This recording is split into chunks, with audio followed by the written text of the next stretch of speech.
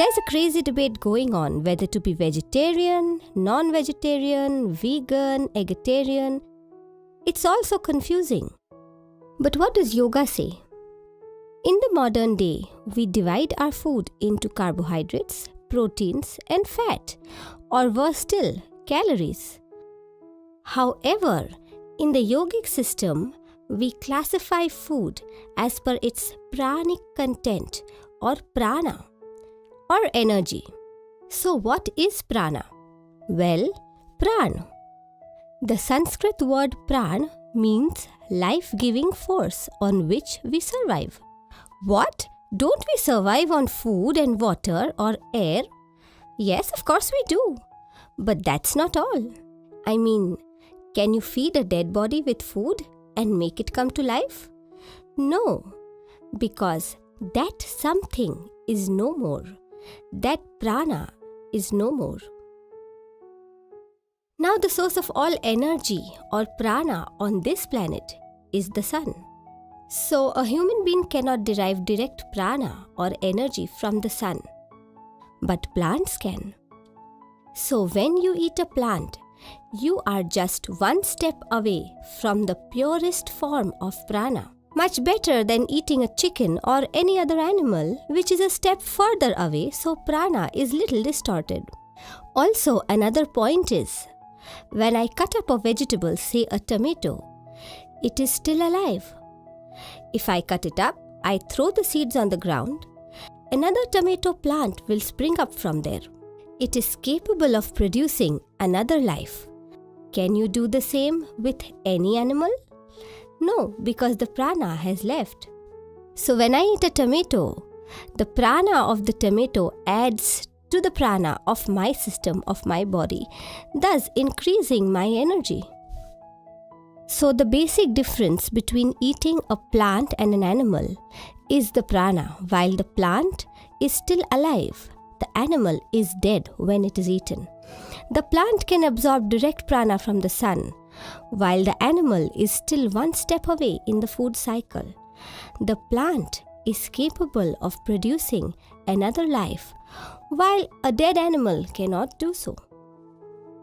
What I am trying to conclude is that when you eat more consciously, you eat with greater awareness. So when you're tired or when you're low on energy, grab a fruit or a vegetable.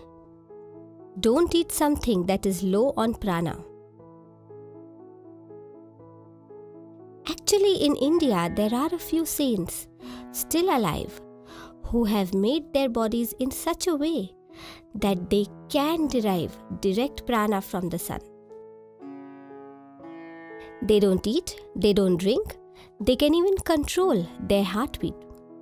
One such saint is the late Giribala, the non-eating saint. She is mentioned in the book Autobiography of a Yogi. The second is Prahlad Jani, born in 1929, has not consumed a drop of water or a morsel of food since 70 years. He is still alive and still present in Gujarat, India. You can Google him.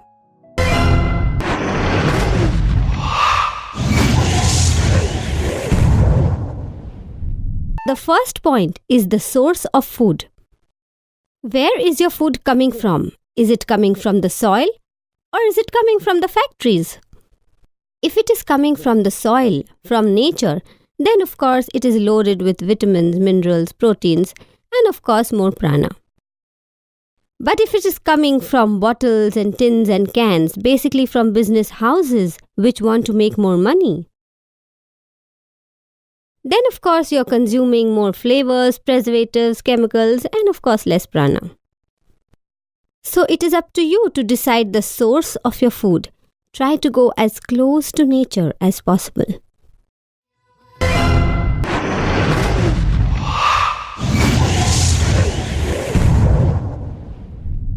The second point is, how local is your food? Now, why is eating locally grown foods important? Let's take it this way. If you notice your body is carrying an immense amount of memory. I'm not talking about your brain. I'm talking about every little cell in your body. See, no matter what you eat, it converts it into a human form. Isn't there a kind of memory involved in that? And not only a human form, but the same type of human form which your ancestors carried 1,000,000 years ago. I mean, you might not remember what your ancestors looked like, but your skin does, your hair does, your physical structure does. Even your features are like your mom's or dad's or maybe your grandfather. So your body is used to eating, breathing, living in a distinct, marked, particular geographical area. The best and the most recent example of this is the Ebola virus, which originated in West Africa. It killed many people around the globe, but few of the local people were immune to the virus because they were consuming locally available foods, due to which minute quantities of the Ebola virus were introduced in their bodies via the food. Eat local produce. Eat what your ancestors used to eat. Stick to your local culture as much as possible.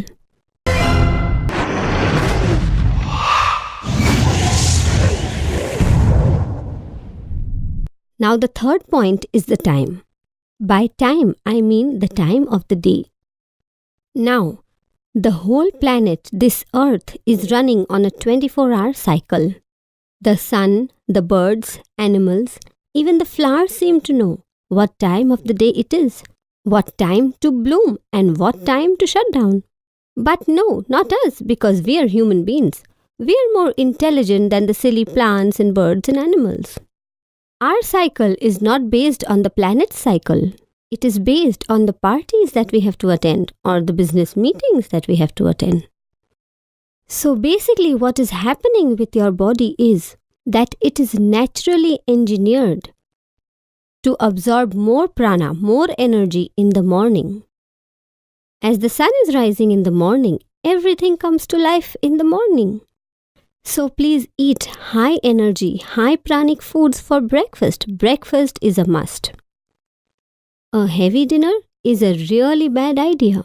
Due to lack of prana, the food is not digested well, and next day you will get up feeling bloated and low on energy. We need to realize that we are part of this planet. We need to be in tune with Mother Earth. We cannot exist separate from her.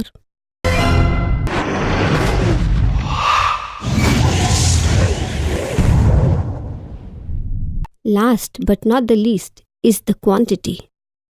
What I mean by quantity is just this. Most of us around the globe, maybe 60 to 70% of us, don't know when to stop eating. Your body will always give you a very strong signal, not even a subtle one. Please stop eating the moment you feel that you're full. We must learn the art of understanding what our body is trying to tell us. But because we are in complete ignorance of this, when our body talks to us, how can we be aware because we are occupied with the television or the mobile phone? Now this ability of the body is lost. But I can guarantee you, if you eat with full concentration, putting all distractions aside, after 4 to 5 meals, you will start catching the signal. The human mechanism has a tremendous capacity to rebound. This signal is the only key that we have. Overeating is the root cause of many diseases, and obesity is definitely one of them.